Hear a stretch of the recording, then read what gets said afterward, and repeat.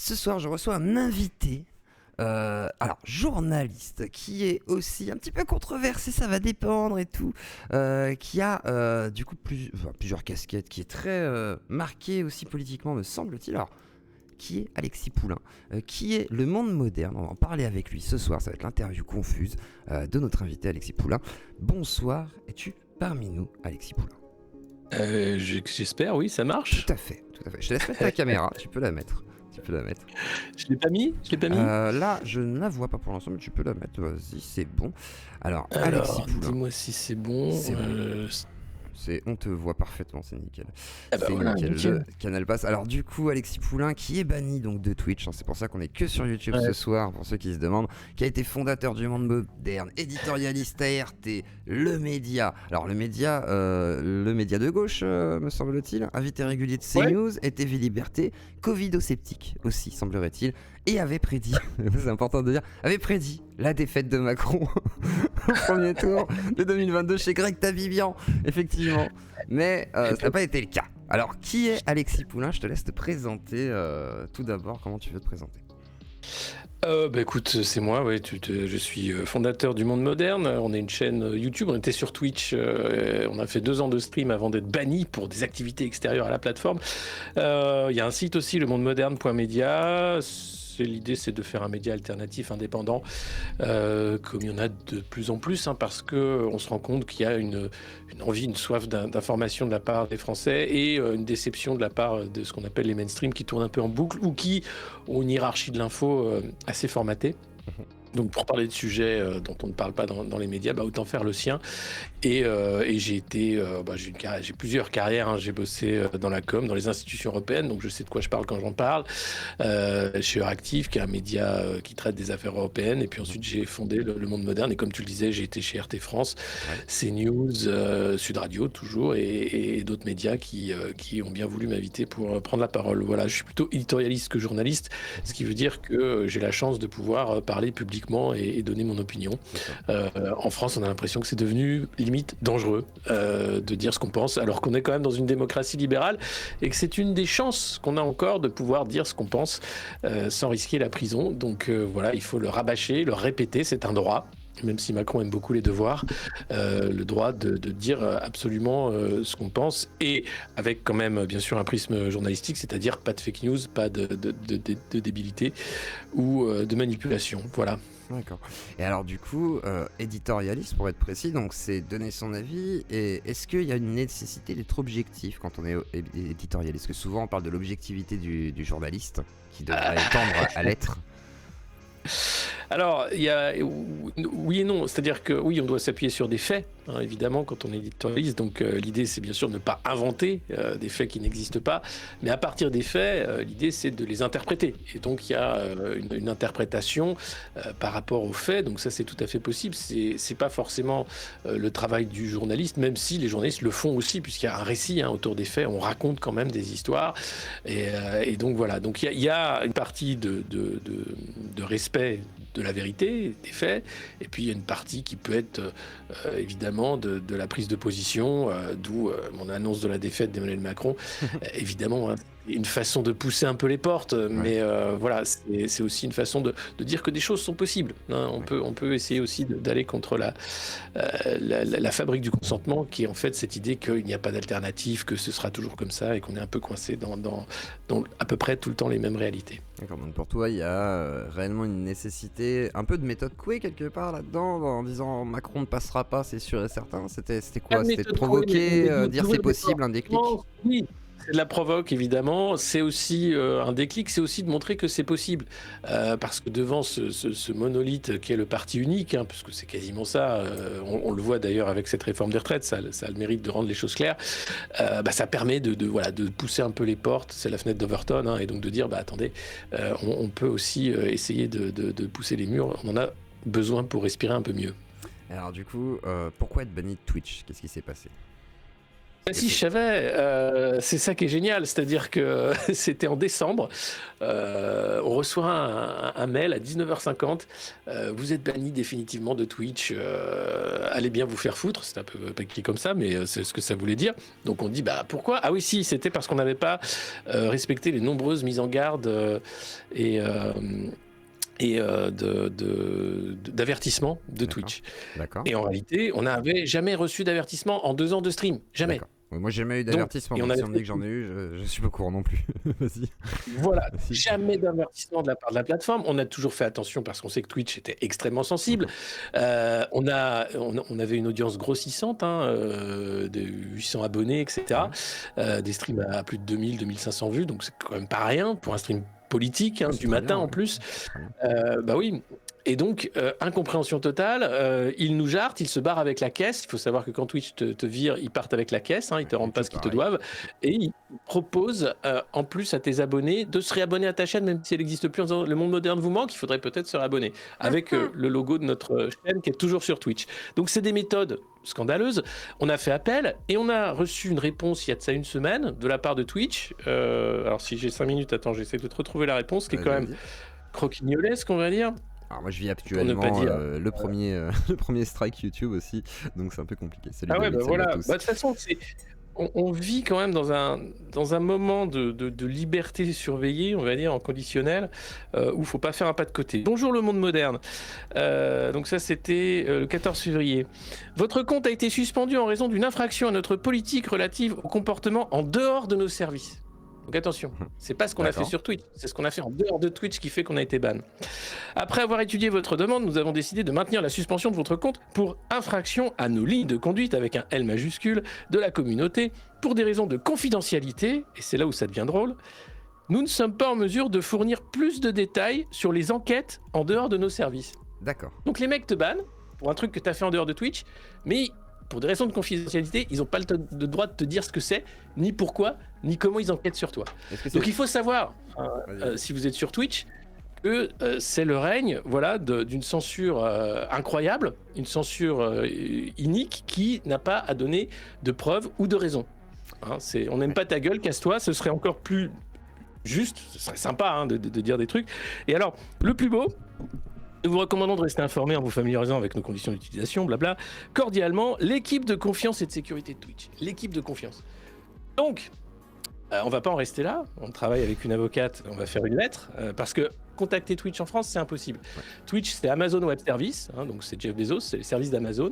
Ils n'ont pas de bureau de représentation en tant que Twitch, mais ils ont le bureau Amazon Web Services.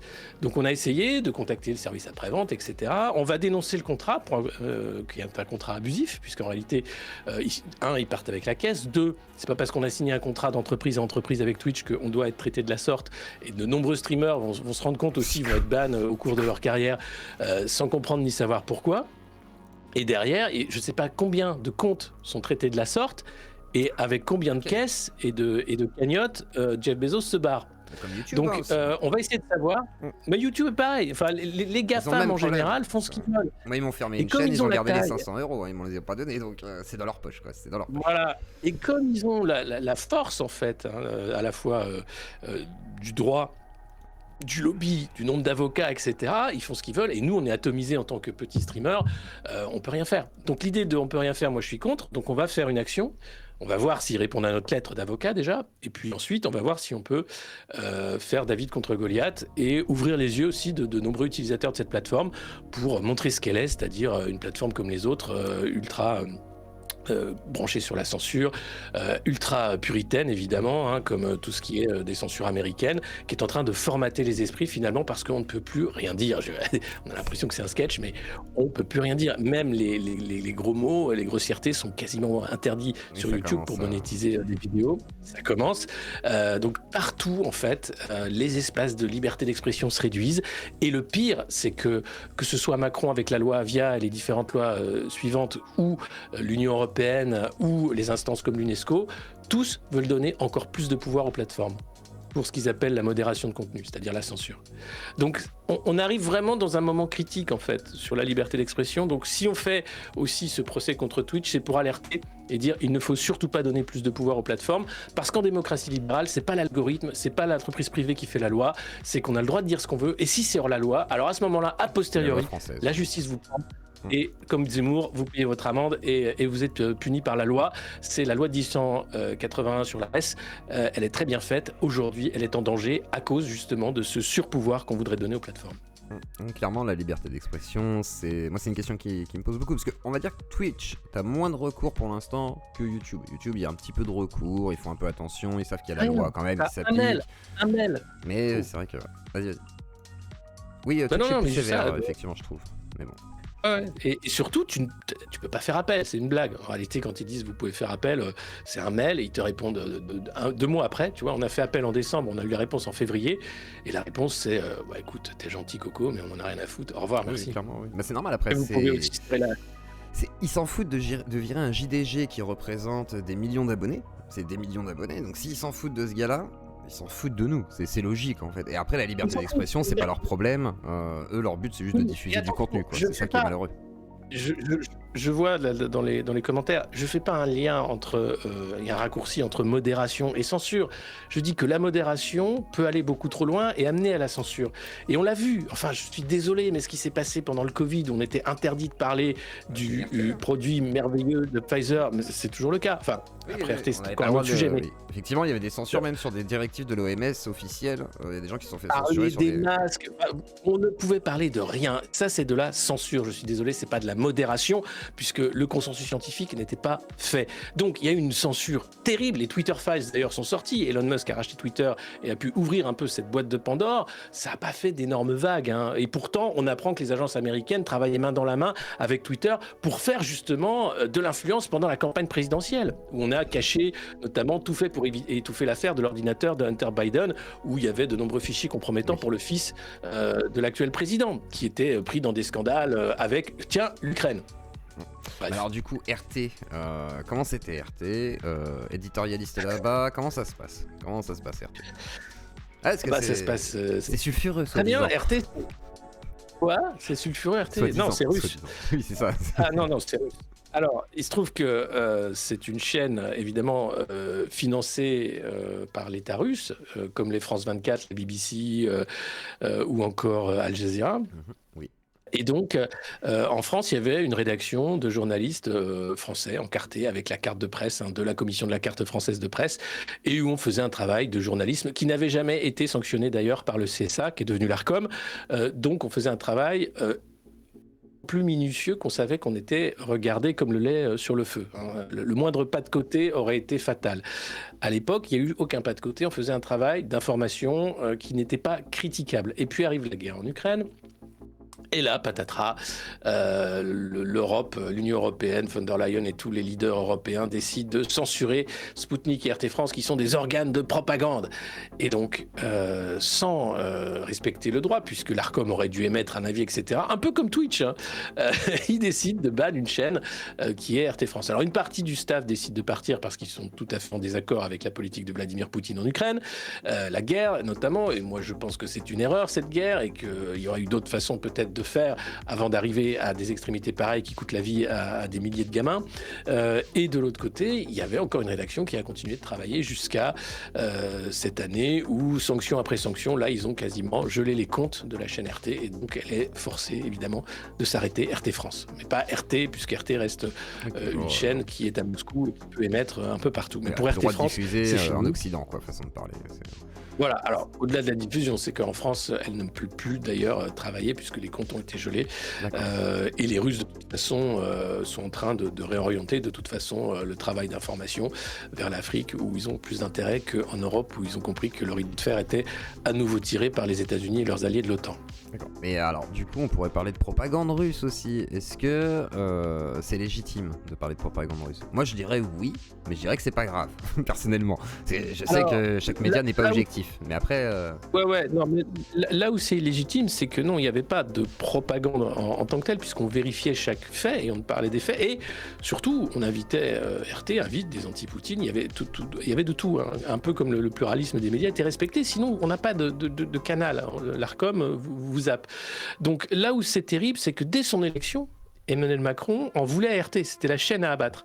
Il fait un discours à Versailles, à l'époque il invitait Poutine à Versailles, ils étaient potes, et là, direct, il accuse RT d'être une chaîne de propagande, et RT n'a jamais eu d'accréditation pour être invité aux conférences de presse d'Emmanuel Macron. Bon, il en a fait 2 en même temps pendant son premier mandat, et a été traité de facto comme un organe de propagande par Emmanuel Macron. Pourquoi ? Parce que la chaîne a eu le culot de parler des Macron Leaks pendant la campagne.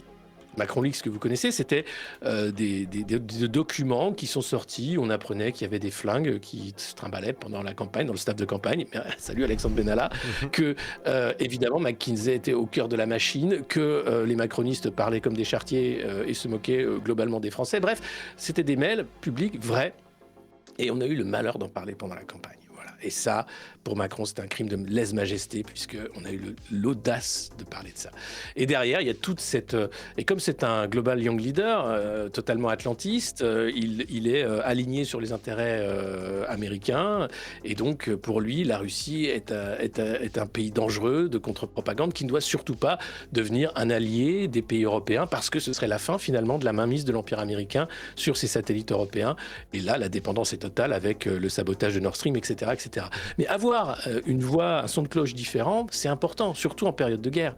Et le fait de censurer des médias comme RT et Sputnik, c'est simplement vouloir faire bouffer, gaver les oies, faire bouffer aux spectateurs français de la propagande de l'autre côté, de la propagande atlantiste. Parce que l'information en période de guerre, je l'avais dit dans un interview à France Soir, c'est et une victime et une arme, c'est les deux.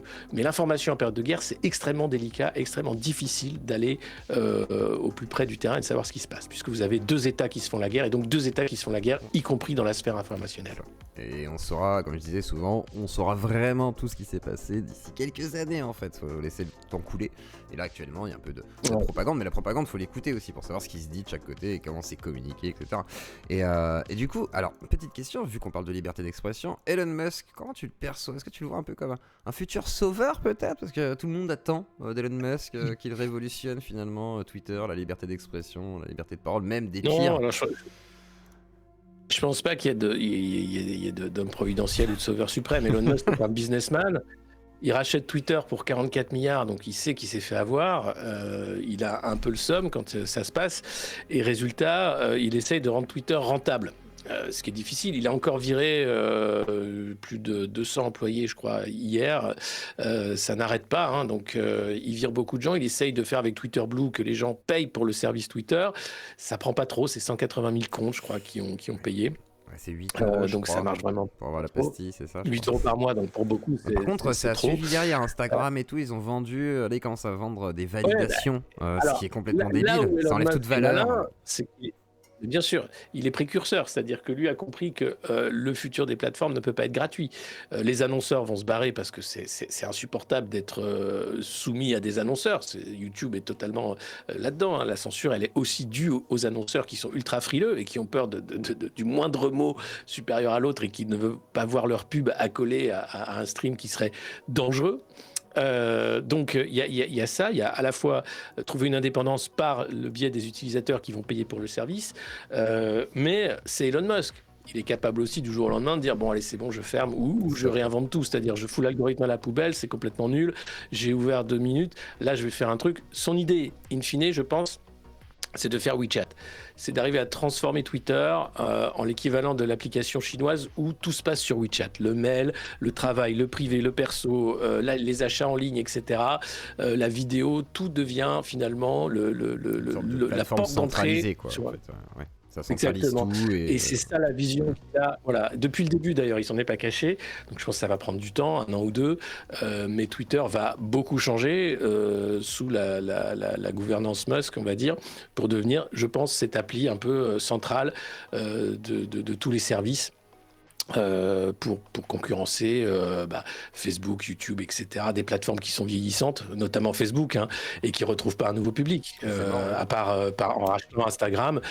Si Zuckerberg n'avait pas racheté Instagram, Facebook serait déjà mort en fait. Et puis il y a TikTok qui est un mastodonte aussi, qui a amené un nouveau format, on va dire. C'est encore autre chose. puisque TikTok, c'est propriété d'une entreprise chinoise. Oui. C'est un logiciel espion d'une certaine façon qui fait de la super data. Hein, donc c'est brillant, hein, puisque derrière, ils sont capables de vraiment savoir ce qui se passe un peu partout. Et vous avez maintenant les employés du département d'État à Washington qui sont interdits d'avoir TikTok sur leur téléphone, et les fonctionnaires de la Commission européenne qui sont eux également interdits d'avoir TikTok sur leur téléphone. D'accord. Comment ça, il y a de la pub sur YouTube, les gars? Vous avez de la pub en live, là? On me dit pub, c'est bizarre. Du coup, TikTok, mais alors Jean Robin, qu'est-ce que tu penses de Jean Robin? Il paraît que tu parles de lui dans tes lives. Tu connais Jean Robin? On est parlé ce matin. Tu connais Évidemment, Jean Robin? je connais Jean Robin. Comment ça se fait? Et qui connaît pas Jean Robin? Ah, Enfin, c'est une star, Jean Robin. Évidemment, c'est une star. Mais dès que tu parles, de toute façon, Jean Robin arrive et dit c'est un agent chinois. Donc voilà, Jean Robin, c'est génial ce qu'il fait. C'est très bien d'alerter sur les réseaux d'influence chinois, c'est très bien. Après, il y a des limites à tout. Tout le monde n'est pas un agent chinois, Jean Robin. Or lui, quand il fait ses trucs, t'as l'impression que tout le monde est un agent chinois. Tout le monde aime la Chine, tout le monde travaille pour la Chine, tout le monde est... Et du coup, ça discrédite complètement le propos. J'ai du mal à suivre. À un moment, je dis, mais attends, mais qui est vraiment agent chinois du coup? Bah tout le monde. C'est le problème. Oui, c'est comme que il y a que les protestants qui ont sauvé l'humanité aussi. C'est les avancées de la science et tout. C'est les protestants. Alors je suis pas en détail après. Moi, c'est surtout sur le point Chine que je me suis intéressé à Jean Robin, oui. et où lui s'est intéressé à moi. Et donc, travaillant pour les Russes, j'étais de facto un agent chinois, en fait. Voilà, donc bon, d'accord, donc travaille pour la Chine, d'accord, c'est particulier. Après, c'est Jean Robin, ok, mais je pensais pas que tu le connaissais tant que ça, donc voilà, c'est intéressant. T'as débattu avec lui? Ah non, jamais. Ok, d'accord. Et il va sûrement te spammer en mail. C'est comme ça. Et alors, du coup, tout à l'heure, on me demandait dans le chat ce que tu penses de la charte de Munich à aujourd'hui. Est-ce qu'elle est encore applicable pour les journalistes? Qu'est-ce que c'est? Au pire, pour essayer de peut-être rappeler ce que la charte de Munich. Et voilà. Oui, alors la charte de Munich, c'est simple. Hein, c'est dans les années 70, plusieurs sociétés de rédacteurs et de journalistes se réunissent et décident de mettre en place la charte de Munich pour mettre à jour un peu la déontologie journalistique. Et donc, c'est 10 points, une dizaine de points essentiels pour faire un travail qu'on peut qualifier de journaliste. Donc il s'agit de respecter les sources, respecter le secret des sources, avoir plusieurs sources justement pour... Petit bug, tac, attendez, petit problème de connexion, ça arrive, les copains. Alors, tout petit problème de connexion, on va récupérer Alexis Poulain, petit bug, ça arrive, attendez. Du journalisme pour faire un travail de qualité, soit d'enquête, soit d'information. Donc c'est pas compliqué, hein, c'est une dizaine de points, mais globalement, avec l'arrivée des chaînes d'infos continues, de l'information à la seconde, hein, puisqu'on est dans la bulle surinformationnelle, c'est devenu très difficile de prendre le temps de vérifier, etc., etc. Et même des agences d'information comme l'AFP se plante totalement, ne vérifie pas suffisamment parce qu'il faut aller vite. Et on a par exemple l'affaire du pont de Ligonnès. Quand Xavier Dupont de Ligonnès est arrêté à l'aéroport de Glasgow, annoncé par l'AFP. Du coup, tous les médias reprennent, ça se passe juste la nuit avant que les papiers bouclent, et le lendemain matin, toutes les unes, ça y est, on l'a trouvé, c'est Xavier, et on se trouve en fait en vérifiant, en prenant un peu le temps, que c'est pas du tout Xavier Dupont de Ligonnès, que c'est un touriste français qui n'a rien à voir avec l'affaire. Et là, bon, mea culpa, l'AFP s'est planté. Mais si avec l'AFP, après, on a vu, avec la guerre en Ukraine, les cheminées qui ont été pris pour des missiles plantés dans les toits. Voilà, c'est-à-dire que c'est beaucoup trop, ça va beaucoup trop vite, et donc la qualité du travail en pâtit. Voilà, c'est un peu le problème. Donc respecter la charte de Munich, oui, et malheureusement, c'est de plus en plus difficile d'une certaine façon parce qu'il faut aller trop vite, et ça fait du journalisme de mauvaise qualité. D'accord, très bien. Alors, juste, je vais te demander de relancer ta caméra. Il y a eu un petit bug, ouais. Ça arrive, malheureusement.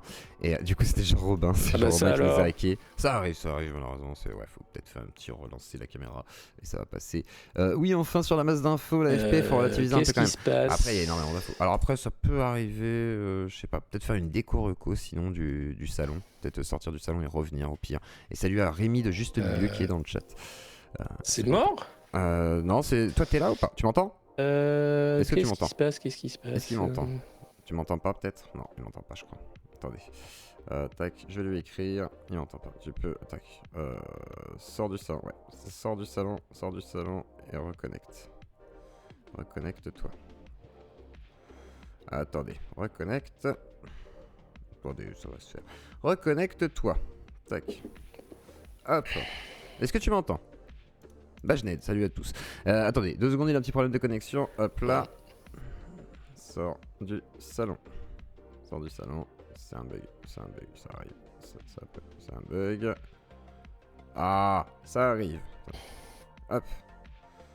Sors du salon. Tac. Attendez, bon, faut que je le sorte moi-même. On va le déplacer. Ah, tu m'entends? Est-ce que tu m'entends, Alexis? Non, il m'entend pas. Attendez, on va le descendre juste. Attendez, on va le déplacer Nightclub et je veux bien qu'on le remonte. Hop, on va le remonter. Et voilà, parfait. Parfait. Est-ce que tu m'entends? Ouais, qu'est-ce qui s'est passé? C'est un bug, ça arrive. Je t'ai écrit sur Twitter. En fait, c'est juste un bug. Il faut déco-reco. Au pire, quand ça arrive, c'est Discord, malheureusement.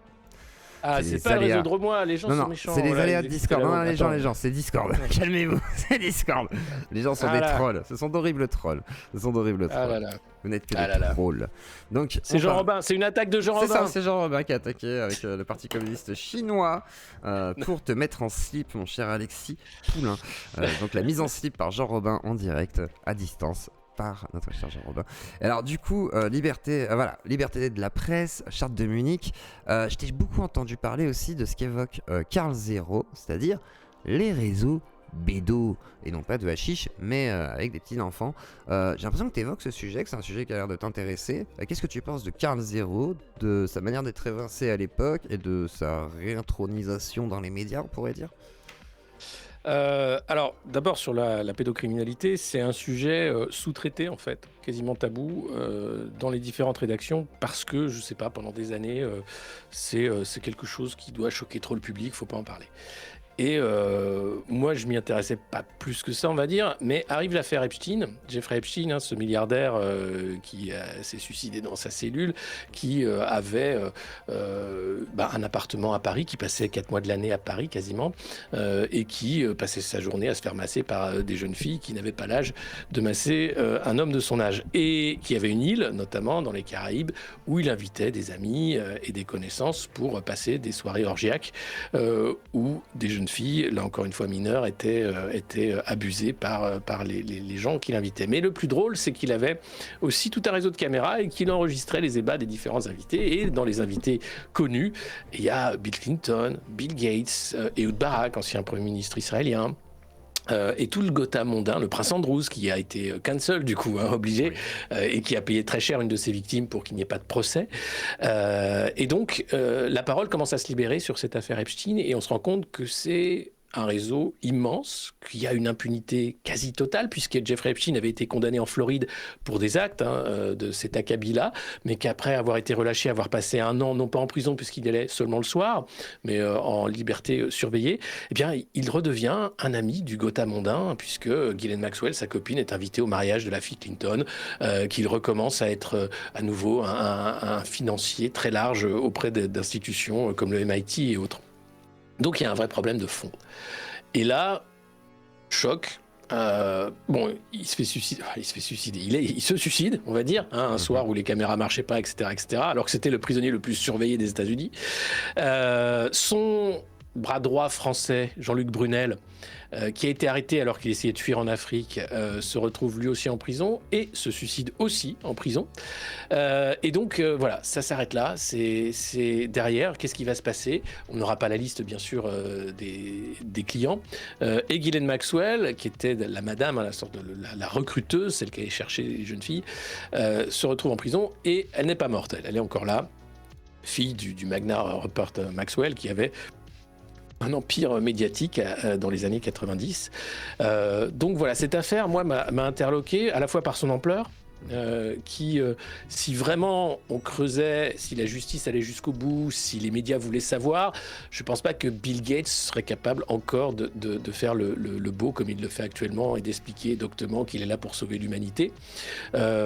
Première chose. Deuxième chose, on se rend compte que les organisations philanthropes peuvent cacher ce genre de personnage, puisque lui, comme Ghislaine Maxwell, avait une organisation philanthropique et il donnait beaucoup d'argent à différentes œuvres, comme je le disais, notamment Terramar pour Ghislaine Maxwell, qui était une ONG sur le climat, sur la préservation des océans, qui a été supprimée du jour au lendemain après l'arrestation de Jeffrey Epstein.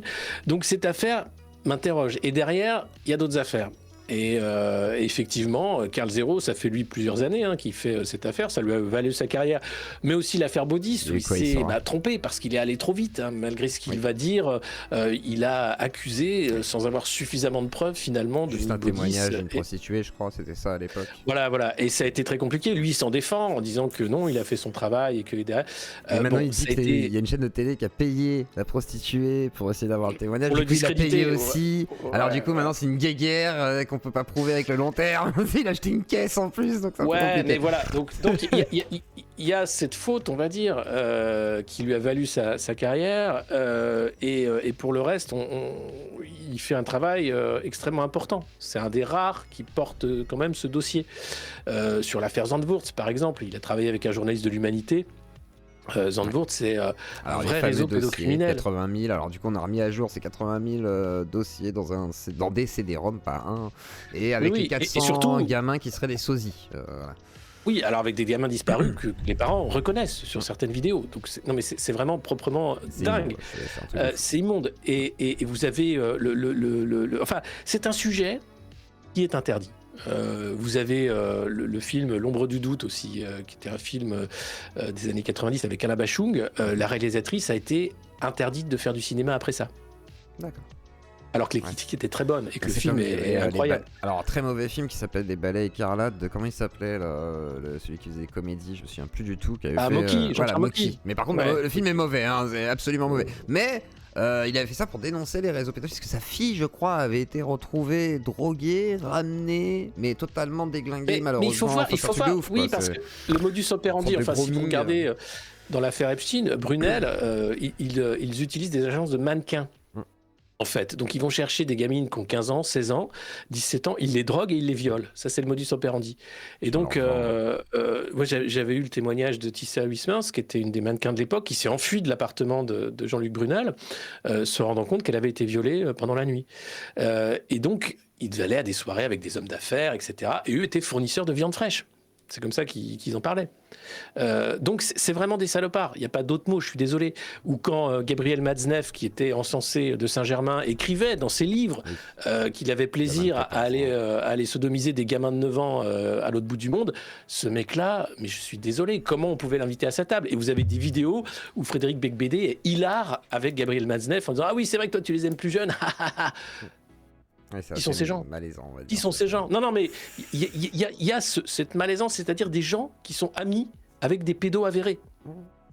Et comme c'est des chasseurs de pédos qui étaient connus, qui ont eu ce genre de trucs aussi, c'est des trucs de fou, quoi. Tu te dis, bon, ils sont censés lutter, et en fait, c'est des mecs. Alors eux, c'est l'élite, et après, dans les bas-fonds. Non, mais Matzneff parle de la secte, c'est-à-dire qu'il était invité chez d'autres pédos pour se partager des fichiers, passer des soirées, etc. C'est des gens qui sont dans une impunité, enfin qui ont été dans une impunité. Je suis content justement qu'enfin on puisse en parler, qu'on puisse changer les choses. Alors, je prends pas des risques en en parlant, parce qu'il faut en parler. Je pense qu'il faut être nombreux à en parler. C'est la seule façon de commencer à dire il est temps que les prédateurs soient les proies, c'est tout. Oui, clairement. Puis parce que c'est moi, je sais que j'en parle régulièrement. Alors après, je fais pas un truc obsessionnel là-dessus, mais c'est vrai que j'en parle assez souvent quand même. Et je considère que c'est un sujet qu'il faut être capable d'évoquer. Alors après, il faut y aller des fois avec un peu de légèreté, parce que c'est assez lourd comme truc. Ah oui, non, mais et après, il faut pas aller dans les abîmes directement, quoi. Parce que voilà, c'est ça. Il y a des choses horribles. Il faut savoir que c'est à la fois un business. Vous avez des familles au Népal, par exemple, qui vivent simplement en prostituant leurs gamins devant des caméras. Donc vous avez cette cyberpédocriminalité qui est terrible, où des salauds payent pour voir des viols d'enfants et où les familles en vivent. Parce qu'on en est là, parce que ce monde est horrible. Et puis vous avez des malades mentaux, des Australiens qui vont jusqu'au meurtre d'enfants, etc. Enfin, les dossiers, si vous plongez là-dedans, c'est quelque chose qui quoi, ce truc des Australiens vraiment vous. Alors je suis désolé, mais c'est quoi ce truc des Australiens qui c'est un pédotouriste australien qui a été arrêté et qui lui démembrait des gamins après les avoir violés. Oh, d'accord. Voilà. Mais donc ça existe. Genre oui. Ah ouais, putain, c'est pas possible. Si, non mais l'horreur existe. C'est-à-dire qu'on peut dire, oui, quand même, c'est encore un truc, c'est sorti de l'imaginaire d'un scénariste, et on va parler de stuff movie, etc. Mais malheureusement, l'horreur existe. C'est l'indicible, entre guillemets. Et alors du coup, Gérard Forêt, c'est alors pareil, on a un phénomène d'un personnage qui pop comme ça, donc ex-dealer, soi-disant des gangsters et tout, alors peut-être, hein, mais j'ai l'impression que beaucoup de choses qui ont l'air étrangères. Comment tu perçois ce genre de personnage qui pop dans les médias et qui arrive à aller un peu Ah, partout, hein, c'est porte ouverte, hein. écoute, là en ce moment, t'as Marco Mouli. Oui. Marco Marchaudet. Marco Mouli. C'est des mecs, c'est des grandes gueules. Ils arrivent, ça fait un bon public parce qu'ils vont balancer des énormités. Bon, je le connais pas, donc je vais pas dire. Après, j'ai vu ce qu'il a dit. Est-ce que tu peux faire confiance à quelqu'un comme ces deux personnages? C'est compliqué, hein, ça me fait peur. On va leur faire confiance, j'avoue. Même Ah, voilà, Marchaudet. c'est tout. Après, Marchaudet raconte Voilà. moins de dingueries, on va dire. Lui, il reste dans son truc. Non, Il mais fait de l'argent, machin. Mais l'autre, il fait peur, quoi. Il te parle d'adénochrome, il est en mode full alors pro russe, l'adénochrome, machin. c'est une énorme fake. Hein. Oui, L'adénochrome, merci de le préciser. déjà, rien que le terme vient d'un livre de Hunter Thompson, qui est Voilà. un excellent écrivain. Las Vegas C'est Parano. Las Vegas Parano. Voilà. C'est une drogue qui n'existe pas. Après, ce qui est vrai, et là c'est terrible, c'est qu'il y avait déjà sous la Régence cette légende urbaine d'enlèvement d'enfants pour faire des bains de sang d'enfants. Le régent demandait ça, et c'est Victor Hugo qui en parle dans Les Misérables. Et vous avez à l'époque le préfet de police, l'équivalent du préfet de police, qui parle et de disparition d'enfants, mais qui étaient des enfants des rues, qui étaient enlevés. Et parfois, certains policiers étaient mandatés et allaient plus loin et enlevaient des enfants qui avaient des parents. Et on ne les retrouvait pas. Et donc il y a eu cette légende des bains pourpres. Déjà à l'époque, on parle des années 1700, 1600. Voilà. Ouais, Donc c'est pas neuf. Vous avez aussi les enfants, le flûtiste, le joueur de flûte de Hamelin. La ville, qui est une légende, c'est aussi écrit, relaté par un moine comme un fait historique. À 30 ans des faits, je crois, quelque chose comme ça. C'est écrit dans la pierre. Enfin, donc. Et il y avait ces seigneurs du coin qui étaient réputés pour être un peu des Gilles de Rais. Gilles de Rais aussi, qui était un chevalier pédocriminel connu. Enfin voilà, c'est-à-dire que ça existe, ça a existé et malheureusement ça existera. Le genre humain est ainsi fait qu'il y a des prédateurs particulièrement dangereux pour le reste de l'espèce. Très bien. Et donc voilà, pour Gérard Forêt, méfiez-vous quand même. Parce que j'en ai vu plein me dire Gérard Forêt, quand même, il dit des trucs vrais. Non, méfiez-vous, c'est super chaud.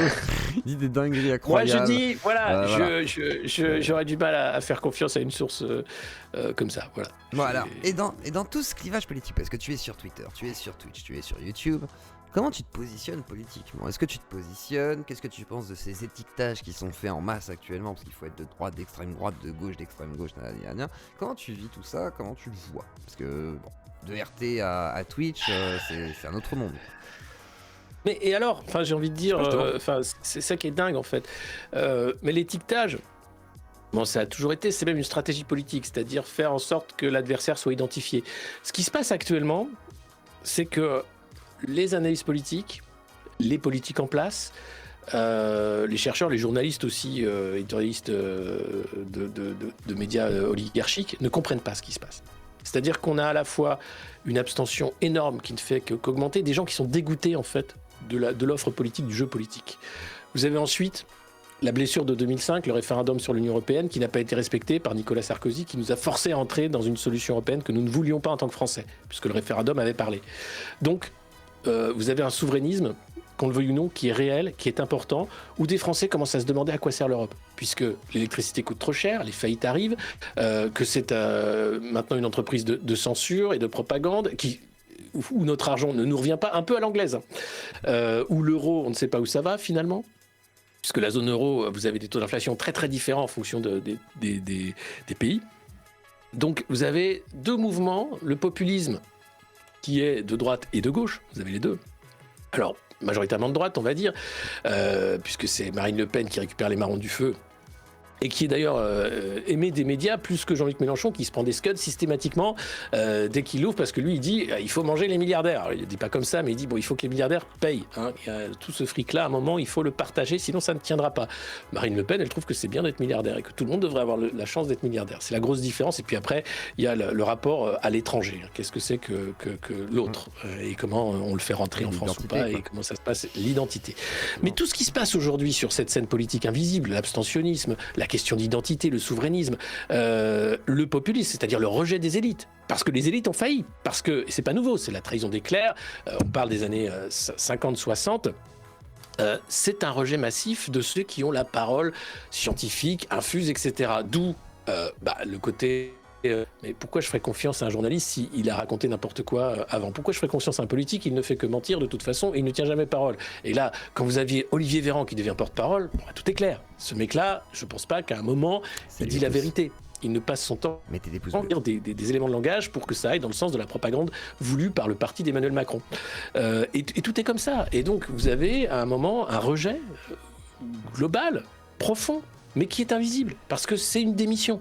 C'est des gens qui vont pas se politiser, c'est des gens qui vont pas voter, mais c'est des gens qui vont simplement se dire « Ouais, c'est quand même un truc qui m'intéresse pas ». Donc moi, je suis de gauche, ça c'est clair puisque j'ai une lecture marxiste, et salut Jean Robin, du coup ça fait de moi un agent chinois, mais je pense que la lutte des classes est réelle et qu'elle est extrêmement violente quand on voit les lois de sécession des ultra-riches, organisées notamment par la Commission européenne, qui leur permettent de payer moins cher le carburant pour les yachts, de pouvoir prendre l'avion tant qu'ils veulent, alors que bientôt nous on aura un passe carbone pour avoir le droit de prendre l'avion une fois par an éventuellement pour sauver la planète, qui auront le droit d'avoir des voitures à essence quand les voitures à essence n'existeront plus à partir du moment où le modèle de voiture a été produit à moins de 10 000 pièces, donc des voitures de luxe.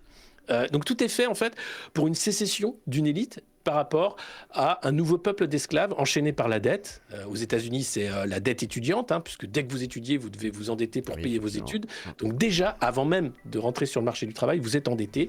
Et puis pour nous, en tant que citoyens français, eh bien c'est la dette d'État, 3 000 milliards de dettes environ, gérée par Bruno Le Maire, qui nous enchaîne également à la loi des marchés. Et la loi des marchés, c'est ce qui fait qu'on fait la réforme des retraites. C'est pas du tout pour sauver le système de retraite, c'est pour faire plaisir au marché et s'assurer qu'on peut s'endetter encore et encore dans cette course en avant qui va je sais pas où, puisque de toute façon, à un moment, on ne pourra pas payer. C'est le cas des États-Unis, c'est un pays en faillite, mais comme ils ont le dollar et la planche à billets et qu'ils ont les armes, ils peuvent y aller. D'accord. Et pour toi, il y a est-ce qu'il y a un homme présidentiel ou un candidat qui pourrait avoir grâce à tes yeux, ou c'est mort actuellement? Écoute, actuellement, je pense que Jean-Luc Mélenchon était le mieux placé pour défendre justement les intérêts de ceux qui n'en avaient plus. Et on a vu qu'il n'était pas très loin. Et je pense qu'un deuxième tour Mélenchon-Macron aurait été plus difficile pour Macron, puisque là, les castors auraient voté sans doute Mélenchon plutôt que Macron, castors de gauche. Maintenant, la construction de l'homme providentiel, c'est un truc qui est propriété des médias d'oligarques. Donc c'est eux qui décident. C'est pas nous. Si, par exemple, demain, je décide de me présenter avec mon chapeau de présidente, puisque j'ai ça le matin, j'ai un chapeau de dinde, et donc je dis, tiens, je fais le parti présidente 2027, je me présente. Bon, et je dis, allez, on va déconner, on va faire comme Coluche. Bon, déjà, il y a un plafond de verre énorme pour avoir accès aux médias, pour être pris au sérieux. Donc même si je voulais faire ça sérieusement, je ne serais pas pris au sérieux. Ensuite, il faut avoir du temps et de l'argent. Et qui a du temps et de l'argent, à part des gens très très riches ou des gens qui bossent déjà en tant que rentiers de la politique. Donc c'est extrêmement difficile. Et puis vous avez pourtant des mouvements citoyens issus des Gilets jaunes et même avant des mouvements de constitutionnalistes, du RIC constituant qui disent il faut absolument changer la Constitution. D'ailleurs c'est ce que veut faire Macron, donc il ne faudrait surtout pas que la Constitution soit changée par Macron, mais elle devrait être changée par tous les citoyens. L'idée de changer la Constitution pour reprendre le pouvoir, puisque la promesse démocratique c'est le pouvoir du peuple par le peuple pour le peuple, c'est le peuple qui doit écrire cette Constitution. Donc, c'est pas Macron et ses amis. Quoi. On fait Étienne Chouard. Bien sûr, mais bien sûr c'est Chouard. Quand il en parle très bien. Et il a tout à fait raison. D'accord. Le RIC constituant, c'est fondamental. Si la Constitution est écrite par les citoyens, alors le gouvernement gouvernera pour les citoyens. Aujourd'hui, la Constitution est écrite par Nicolas Sarkozy qui va déjeuner à l'Élysée avec Emmanuel Macron et qui lui donne 2-3 idées pour faire du Conseil constitutionnel une potentielle Cour suprême à l'américaine. C'est-à-dire que Macron pourrait nommer des juges. Vous vous rendez compte ? Le président a déjà tous les pouvoirs et l'idée magique, c'est de lui donner encore plus de pouvoir au président de la République. Donc, tant qu'on est dans ce délire-là, on est privé du pouvoir. On est spolié. Et donc, la seule solution, c'est de reprendre le pouvoir. Alors, comment on le reprend, et de le reprendre de manière démocratique. Donc, à la fois voter pour des candidats qui portent des projets de changement constituant, mais populaires, et à la fois voter pour le candidat populiste, et c'est pas un gros mot, qui ne sera pas là pour défendre les intérêts de l'oligarchie financière. Pour toi aujourd'hui, il faudrait faire quoi? Alors, parce que là aujourd'hui, les gens, ils sont à bout de souffle. Ils en ont marre, Alexis. Que faire? Non mais ça, on l'entend tout le temps. L'idée, c'est que faire. Qu'est-ce que tu aurais à dire à ces gens-là qui en ont marre? Ils font quoi? Alors, déjà, il faut parfois choisir le moins pire des options qui sont sur la table et arrêter de dire ah mais non mais lui il est colérique, ah mais non mais elle et machin, etc. Et dire peut-être que là Je sais, c'est pas génial, je suis pas fan, mais c'est peut-être la seule chance que j'ai de virer le parti du centre. Ce parti unique qui existe depuis toujours et qui joue l'alternance, mais qui fait la même politique européiste depuis toujours. C'est-à-dire intégration de la France dans les lois européennes, c'est-à-dire toujours moins de droits sociaux, toujours plus de travail, toujours plus de contraintes, etc., etc. Avec en plus maintenant l'inflation. Enfin, c'est une faillite globale. Ces gens-là nous ont endettés à hauteur de 3 000 milliards d'euros. Ces gens-là étaient capables de flinguer l'hôpital public, qui était une fierté nationale. Ces gens-là sont capables maintenant de flinguer l'éducation nationale en nous expliquant main sur le cœur que non, c'est super parce qu'on va pouvoir faire des ateliers de pâte à modeler pour ce qui est de l'avenir du genre. Bon, super, mais et pour l'écriture, on verra plus tard. D'abord la pâte à modeler. Ces gens-là sont des saboteurs. Et ils sabotent pour une seule et simple raison, c'est qu'ils font absolument ce qu'il faut dans la doxa pour répondre aux attentes des marchés financiers. Moins d'État, moins d'impôts et surtout plus de liberté dans tout, mais sauf dans l'opinion. Attention, il faut avoir une seule opinion. Donc il faut à un moment se rendre compte de la manipulation dans une campagne. Comment on construit justement ces hommes et ces femmes présidentielles qui sont des feux de paille, qui sont des clowns médiatiques. Je parle de l'info-clown souvent dans mes revues de presse. C'est un personnage de Philippe Cadic, c'est un journaliste qui fait le clown pour informer. Et je pense que je me situe là, moi. Et parce que c'est important, justement, d'utiliser toutes les grammaires possibles pour informer, et pas seulement l'information où on joue à être sérieux, parce que c'est pas sérieux. Quand on a des gens qui sont d'une telle...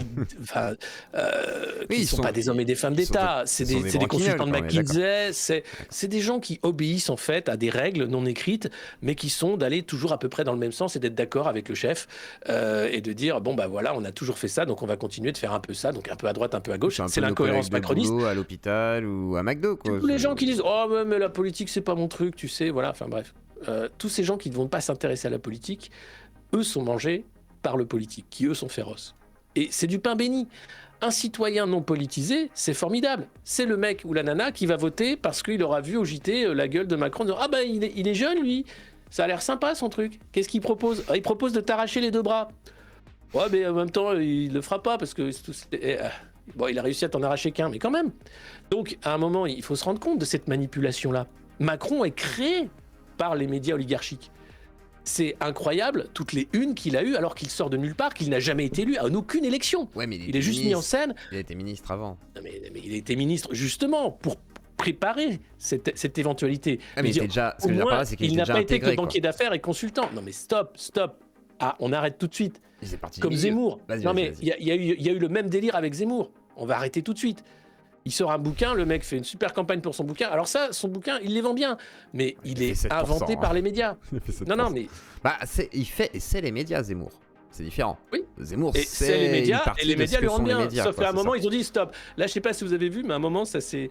Bolloré l'a lâché, et tout le monde l'a lâché. On a dit, bon, on arrête d'en parler, c'est bon, il monte trop, on arrête. Et on arrête. Alors, je pense que c'est surtout que ça dérapait trop et qu'ils se sont dit ouais on peut pas trop parler là-dessus, c'est compliqué quoi, ils se sont dit c'est chaud. Alors tiens, du coup l'Europe alors en fait, alors l'autre fois on en débattait avec plein de gens, on en a parlé avec Vous avez le droit, des fois on en parle avec des gens qui sont pour, contre, etc. Toi t'es pro-Frexit, t'es anti-Frexit, qu'est-ce que tu penses de l'Europe ? Parce que là par exemple le conflit avec l'Ukraine, etc. Comment tu vois tout ça l'Europe ? Alors l'Europe, moi je pense que c'est une construction qui est vouée à l'échec actuellement. L'idée première, c'était la CECA, la mise en commun du charbon et de l'acier, pour déjà aider l'Allemagne. Enfin, il y avait déjà la guerre froide, c'était déjà faire un bloc face au bloc soviétique. Donc ça n'a pas arrêté en fait d'être construit en réaction avec derrière un axe atlantique extrêmement fort. La promesse il n'y aura pas de guerre, enfin on vous évite la guerre, etc., etc. Il y a eu la guerre de Bosnie, l'OTAN est arrivée, il y a eu des morts, enfin c'était déjà la guerre en Europe. Vous avez ensuite l'exemple grec, où il a fallu saigner la Grèce pour sauver l'euro. Et donc la Troïka, FMI, Banque centrale, etc. arrivent pour dire, bon, vous crachez tout ce que vous avez, c'est fini. Sinon, attention, ça ne marchera plus. Bon, donc une fois qu'on casse tout, c'est facile de reconstruire. Et donc aujourd'hui, l'Europe, c'est à la fois de la coercition, de la propagande, évidemment, parce qu'on n'a pas le droit d'être contre. Vous êtes politique en France, si vous parlez Frexit, alors vous êtes directement dans la case Asselineau, c'est-à-dire on ne vous invite plus. Au revoir, merci, au revoir monsieur, c'est pas la peine d'en parler. Ou Florian Philippot, pareil, au revoir monsieur, c'est gentil, mais vous êtes d'extrême droite, cassez-vous. Donc on n'a pas le droit de dire que l'Europe est mal. On n'a pas le droit de dire que l'Europe est dangereuse pour nos intérêts français, tout simplement. On n'a pas le droit de dire que l'Europe, aujourd'hui, est dévoyée par les lobbies financiers. Et les lobbies, enfin, tous les lobbies, en général. C'est incroyable quand même que Mme von der Leyen soit à la tête de la Commission européenne avec les casseroles qu'elle avait aux fesses après son passage au ministère des Armées où elle avait fait appel à McKinsey et d'autres cabinets de conseil de manière encore plus avancée qu'Emmanuel Macron. Ces gens-là ont en commun leur amour du consulting. Ils n'en ont rien à foutre de la chose publique. Et donc, à un moment, il faut se poser la question. Et d'ailleurs, Mme von der Leyen a pu arriver à la tête de la Commission européenne grâce à M. Macron. Elle dit « Ah mais elle est pas mal, mettez-la ». Bah oui, elle aussi était totalement empêtrée dans une affaire avec McKinsey. Là encore, l'affaire McKinsey et Macron, mais c'est pas moi qu'on juge, vous inquiétez pas, il y a eu des perquisitions à la fois chez les cadres qui ont créé En Marche, etc., etc. Mais c'est pas grave, c'est pas eux qui ont fait En Marche. Non, c'est pas du tout McKinsey qui derrière a récupéré des millions d'argent public et qui fait la loi. C'était le cas dans la politique sanitaire notamment, où on a vu le délire que ça a été. Donc à un moment... il faut reprendre le contrôle à McKinsey et à ses consultants. Et à un moment, l'Europe est le vaisseau amiral, en fait, de ce monde du consulting et du lobbying. Donc il faut rendre l'Europe soit démocratique, et dans ce cas-là, on fait rentrer en jeu les parlements nationaux qui vont avoir le droit de débattre de ce qu'est l'Europe. Il faut revoir les traités en disant que le droit européen n'est pas supérieur au droit national, ce que font les Allemands d'ailleurs, puisque eux, avec l'équivalent de leur cour constitutionnelle, leur conseil constitutionnel, votent en fonction des lois en disant ça passe, ça passe pas. Nous en France, dès qu'une loi passe au niveau européen, on la prend, on dit ah ouais, ok. Et après on explique c'est pas notre faute si on a flingué EDF, c'était pour aider les Allemands. Donc les Français systématiquement sont perdants en fait dans ce processus. Donc à un moment il faut aussi dire les choses. Et je ne comprends pas qu'il n'y ait pas plus de courage politique de la part des politiques français pour le dire. C'est-à-dire qu'ils pensent qu'ils auront le droit d'être élus et de passer sur les médias et de jouer au jeu de voter pour moi, je suis un opposant, seulement s'ils passent sous les fourches coding de Bruxelles. En disant l'Europe est formidable. On n'a pas le droit de remettre ça en cause. Rendez-vous compte. C'est d'extrême droite. Non, je suis pas d'extrême droite et je trouve que l'Europe aujourd'hui c'est n'importe quoi. C'est une politique de guerre totale. Voilà, non mais je m'en fous. C'est qu'à un moment, pourquoi les politiques courageux sont si peu nombreux ? Pourquoi ceux qui passent dans les médias, ceux qui ont des partis, ceux qui sont grassement payés par nos impôts, puisqu'il y a une rente. Si, ils en parlent en fait. Exactement, c'est la fin d'une carrière politique quand vous parlez Frexit.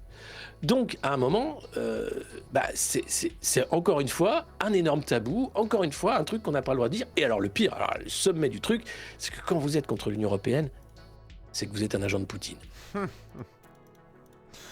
On verra si notre cher Robin conclut ça dans la partie radio libre.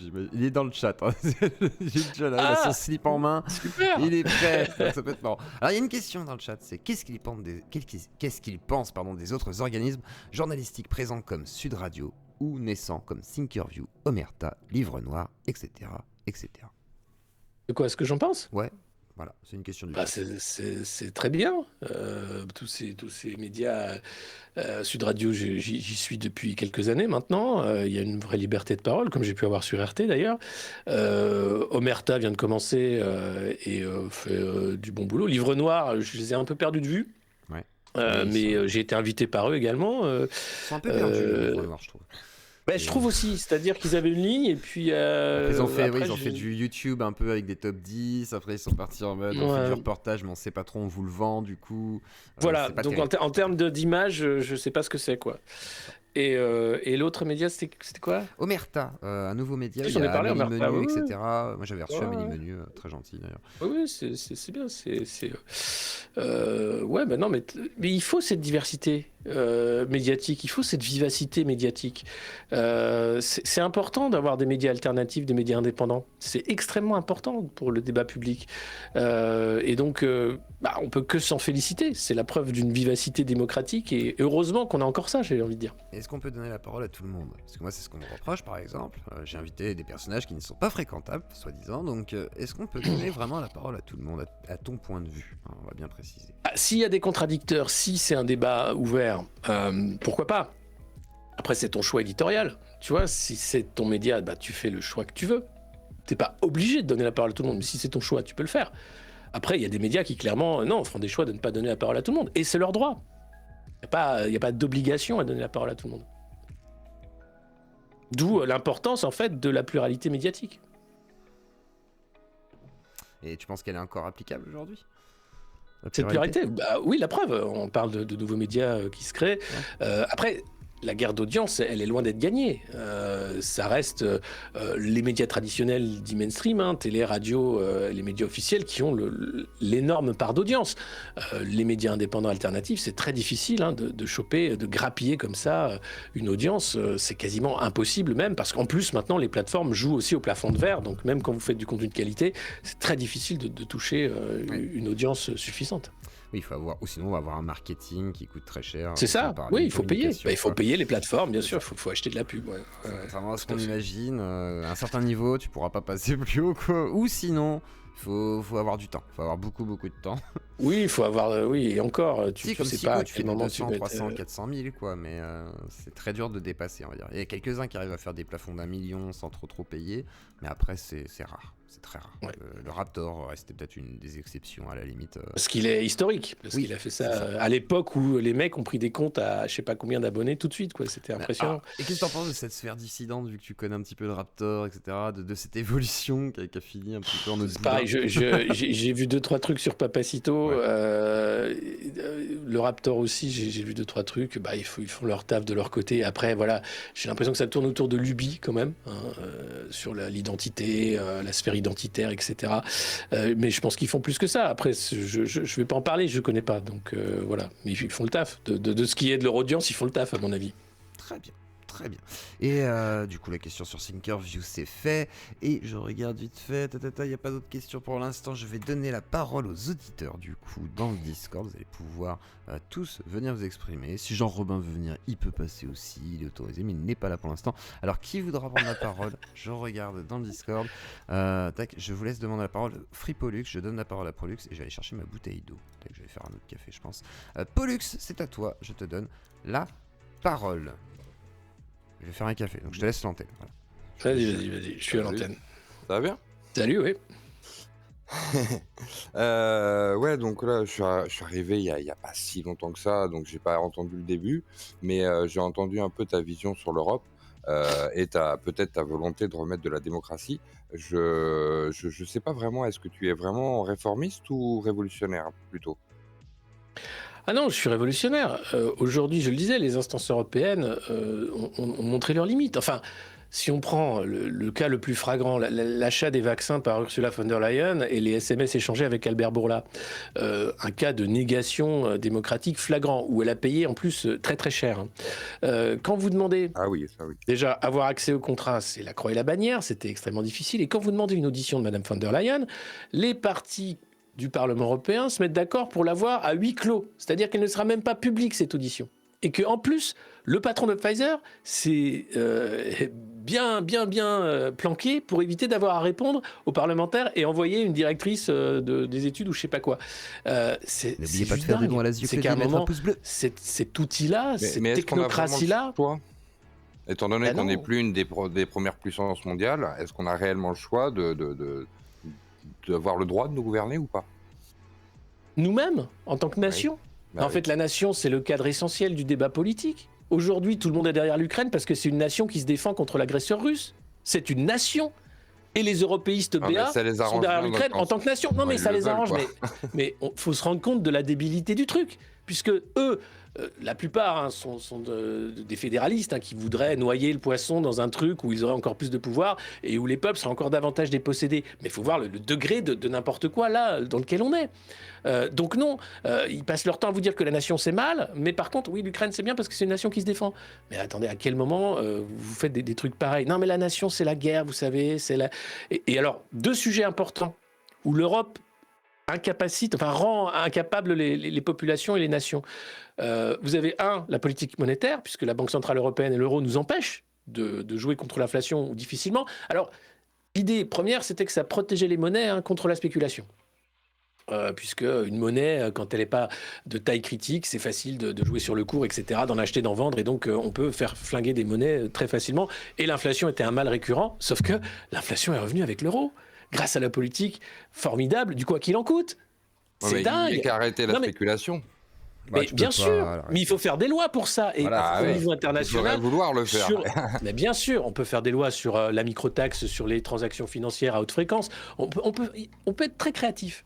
Et dès qu'il s'agit de toucher au Grisby, la finance, il n'y a plus personne. Ou alors on fait semblant. La- mais- On va l'argent. faire une taxe à 15%, Bah oui, tout va non, bien mais, se passer. mais le problème, Mais Sur donc- la construction européenne. Non mais Ah, Jean pour Robin, revenir tu à me la dois 300 construction euros. européenne, c'est très bien de se mettre ensemble Non, en tant donc. que nation pour être plus fort. Mais je vois pas à quel moment ça nous a rendu plus fort. Voilà. Dites-moi à quel moment ça nous a rendu plus fort. bah, on a quand même réussi à s'opposer. Bon, si je veux vraiment faire l'avocat du diable sur l'Europe, moi qui suis vraiment anti-européiste, je peux quand même reconnaître que vis-à-vis, par exemple, de la volonté chinoise d'imposer le yuan comme monnaie d'échange international, Ah, cette ça transition. nous a en partie protégés, par exemple, vis-à-vis de ça. Ça nous a permis de peser dans la balance vis-à-vis des Russes et aussi, par exemple, vis-à-vis de l'Afrique. Donc il y a quand même, je veux dire, on a L'Afrique, on a tout perdu. L'Afrique, en tant que France, on a tout perdu. On se fait virer hein, de ouais, l'Afrique. non, la France, c'est pas tout Méchamment. à fait faux, mais il y a quand même des traités Non, de libre-échange, que ce soit au non, mais- Canada ou Pas au faire Ça, les- en mais les Afrique, en traités de Amérique du libre-échange, Sud. on n'a pas besoin de l'Europe pour faire des traités de libre-échange. C'est pas faux. Mais en tout cas, bon, c'est tout ce que je peux reconnaître à l'euro, en tout cas. Ok. Mais c'est vrai Pas mal, qu'aujourd'hui, c'est une compétition. Par exemple, le yuan ou le rouble, ce sont des monnaies qui montent de plus en plus, étant donné qu'il y a une bulle financière autour du dollar. Il Bien faut sûr. s'inquiéter bien un sûr. petit peu, mais pour le moment, personne n'en voit Mais rien. l'euro n'aura jamais cette place-là. La Banque Centrale Européenne se calque sur la Fed, sur la Banque Centrale Américaine, Ah de oui, toute oui. façon, avec juste quelques semaines de décalage. L'euro, c'est une monnaie de singe. Ça n'existe pas. C'est basé sur le marque. Mais quand vous voyez déjà rien que les taux d'inflation dans la zone euro, plus les différences d'économie qui sont dans la zone euro, c'est du délire. Ça ne Et pourra qu'est-ce pas que tu marcher. penses du coup du fait de réélever les taux directeurs européens? Ils vont le faire, bien sûr, puisque la Fed va le faire cet été, donc ils vont suivre. On va voir comment ça se passe. Ça veut dire plus de faillites. Ça veut Ah oui, dire, oui, oui. déjà là, de toute façon, avec le prix de l'énergie, les faillites vont être nombreuses. C'est déjà le cas. Et derrière, si vous augmentez les taux directeurs, ça veut dire moins de consommation. Ça veut dire l'inflation plus la hausse des taux. Ben alors là, c'est une catastrophe économique, c'est-à-dire qu'on provoque encore une crise. Très bien. Il n'y a pas le choix, puisque de toute façon, l'inflation est telle que la crise arrivera de facto par l'inflation, où on ne pourra même plus acheter un produit de Tu penses consommation que la courante. stagflation va arriver d'ici tôt? Ben, on y est déjà, on nous Ah cache non, les non, chiffres. la stagflation, on n'y est pas gentiment, encore. Alors, on parle d'un taux de croissance à 0,1%. Quoi? Ah, bah, c'est pas énorme. Hein. Bon, bah, courage les copains.